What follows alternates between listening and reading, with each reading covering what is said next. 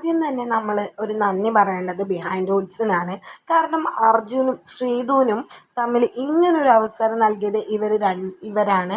അതുകൊണ്ട് തന്നെ ആദ്യം അവർക്കിരിക്കട്ടെ നന്ദി. കാരണം അർജുൻ്റെയും ശ്രീധുവിൻ്റെയും ഇൻ്റർവ്യൂ തന്നെ ആദ്യം വൈറലായിരുന്നു.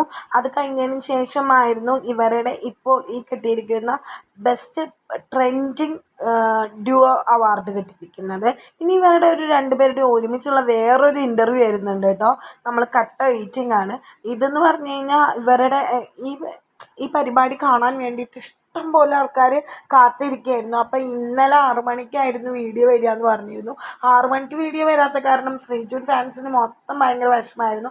അപ്പോഴാണ് ഇന്ന് ഒരു അനൗൺസ്മെൻറ്റും ഇല്ലാതെ വീഡിയോ വന്നത്. ഇന്നലെ ടെക്നിക്കൽ ഇഷ്യൂ ആയിരുന്നു എന്ന് പറഞ്ഞിട്ടുണ്ടായിരുന്നു. അതുകൊണ്ട് തന്നെ ഇന്ന് വന്നപ്പോൾ വമ്പൻ എന്താ പറയണ, നമ്മൾ പ്രതീക്ഷിക്കാതെ കിട്ടിയ ഒരു സർപ്രൈസ് എന്നൊക്കെ പറയില്ലേ, ചാകര, അതൊക്കെയാണ് ഇന്ന് സംഭവിച്ചിരിക്കുന്നത്. ശ്രീധുവിനെയും അർജുനെയും വളരെ നന്നായിട്ട് റെനീഷ വാരുന്നുണ്ടായിരുന്നു കേട്ടോ. റെനീഷ എങ്ങനെയെങ്കിലും ഇവരെ കൊണ്ട് ഇഷ്ടമാണെന്ന് പറയിപ്പിക്കണമെന്ന് ആഗ്രഹം ഉണ്ടായിരുന്നു.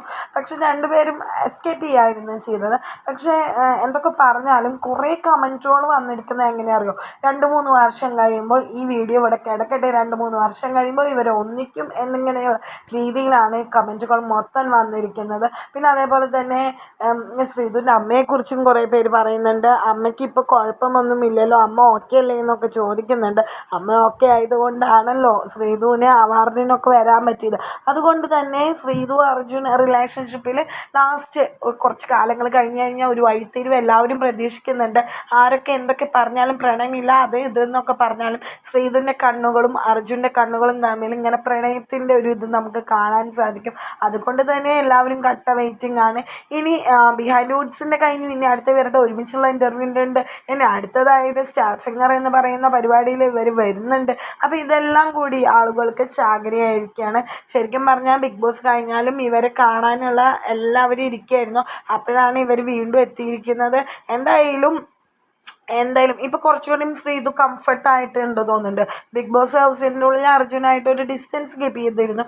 ഇപ്പോൾ അർജുനെ ഹഗ് ചെയ്യാനായാലും അർജുൻ്റെ കൈ പിടിച്ച് നടക്കാനായാലും ശ്രീധു ഓക്കെയാണ് കേട്ടോ.